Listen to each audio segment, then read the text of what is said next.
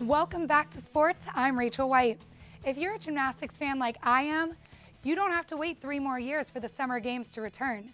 NCAA Gymnastics is putting on the show of the year this weekend as 12 teams compete for the ultimate crown. Florida enters the semifinal tonight with 3 national titles in the last 5 years, breaking the streak to Oklahoma in 2016. But they're not the only team who is used to being on top. Florida, Alabama, and Georgia combined have won 10 of the last 12 NCAA gymnastics championships. However, this year there are a few new powerhouses making themselves known as Oklahoma and LSU come into the meet with the number 1 and 2 rankings. Now this skater gymnastics team might have some new faces than in years past, but their passion has not changed. This team, their heart, their desire, their commitment to each other really has helped them get through the season. And especially coming in with 5 new freshmen, the leadership qualities of the upperclassmen, they've just done a great job of embracing them and leading them the way and showing them what it's like to be a Florida Gator. Competition for the Gators gets underway tonight in St. Louis, with the top 6 teams advancing to the finals tomorrow. Over in Nashville, Tennessee, Florida baseball shocked fans with a late game comeback to defeat Vanderbilt in the first of a 3-game series.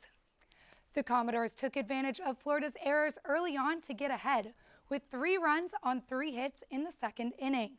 The Gators answered with 2 runs in the 3rd, but struggled to take advantage of scoring opportunities throughout the next few innings. Florida led off at the top of the 9th, with Vandy winning 6-5.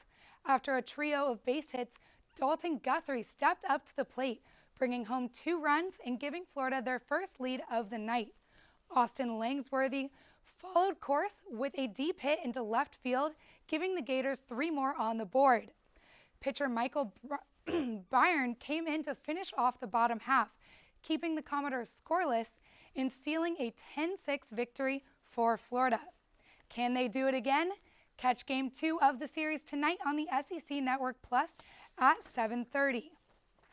It's been 2 years since these 2 teams last met, but the Florida softball team is back at Kentucky for a SEC weekend series. The Gators are sitting pretty at the top of the SEC with a 13-1 conference record, while the Wildcats are struggling to match their wins with losses at 5-7 in conference play.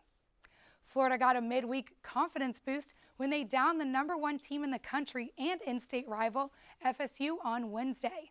Since then, Kelly Barnhill picked up her 2nd SEC Pitcher of the Week award, highlighting her performance at Georgia last weekend with 14 strikeouts. First pitch is set for 6 p.m. Eastern tonight in Lexington. But Gator softball isn't the only Florida team in Lexington tonight. Women's tennis also made the trip, but their stakes are a little higher. The Gators currently share the top spot in the SEC with both Georgia and Vanderbilt, with 2 regular season matches left to go. Although Kentucky is not one of those vying for the lead, the Wildcats did hand Vanderbilt their only loss on the league. Florida is hoping a win at Kentucky tonight will give them the momentum they need to take on fellow top seed contender Vanderbilt on Sunday. Match time is set for 6. Now let's switch courts because we can't leave without mentioning the start of the NBA playoffs tomorrow. Both last year's finalists have made the cut again, with Cleveland in the East and Golden State in the West. But the 2nd-seeded Cavs will have to hold on tight to their title because it's looking like a tough road back to the podium. The Cavaliers tip off their playoff journey again against the 7th-seeded Indiana Pacers on Saturday. But this year's the Boston Celtics are the ones with the number 1 seed in the East as they take on 8th-seeded Chicago. On the western side of the bracket, the Golden State Warriors are sitting at the top as they take on the Portland Trail Blazers on Sunday as well.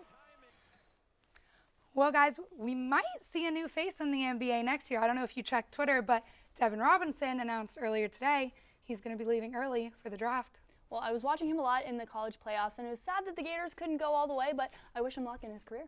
I think the Gainesville community definitely agrees with that. Thanks, Rachel.